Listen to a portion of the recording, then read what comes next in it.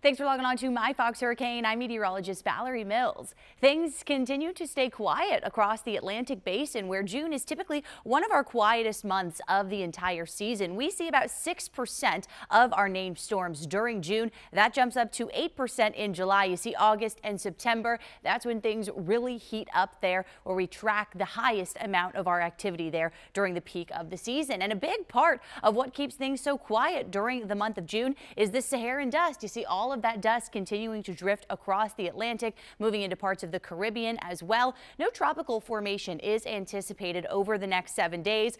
We would like to see things continue to stay quiet. On top of the dust, we also have areas of strong wind shear. Those two things typically work together at this point early in the season to keep things quiet. We look to our main development region to be just off the coast of Africa and kind of sneaking into parts of the Leeward Islands, where you do see all of that area of strong wind shear as we look at our satellite areas. Things are really going to continue on this quiet trend as more of this dust drifting into the Caribbean, parts of the Gulf, and later on this week we may see some reduced air quality around the Sunshine State as more of these plumes of dust will continue to work their way across the Atlantic basin. So as we look at your tropic watch, nothing really of concern here over the next several days, but what we will note, quite a bit of action out in the eastern Pacific. Things are looking very active, as actually the last few days we have been tracking three areas of interest. Now, we'll start you out with a look at Tropical Storm Cosme and Barbara. Both of those have really been steadily weakening over the last 24 hours,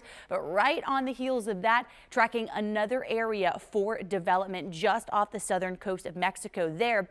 We have odds up to 70% over the next week that we see something form out of this. Right in the area where you see that red polygon, water temperatures are in the low 80s, plenty of warmth to sustain a tropical system. But where Barbara and Cosme are, they are generally creeping into these areas where there are cooler water temperatures and less favorable conditions to sustain a tropical system. So yesterday morning, Barbara was at 75-mile-per-hour winds, down to 50-mile-per-hour winds as it continues to move to the northwest at about 9 miles per hour. Look at what happens by Wednesday morning. We are likely done talking about Tropical Storm Barbara, and it's a similar picture there with Cosme. You see the winds right at 65 miles per hour for this system. It's kind of a couple hundred miles more to the west of where Barbara is, and this area also going to continue to kind of meander off to the north, steadily weakening here as we head through Wednesday and into Thursday. We'll continue to keep an eye on all things tropics and keep you updated right here on My Fox Hurricane.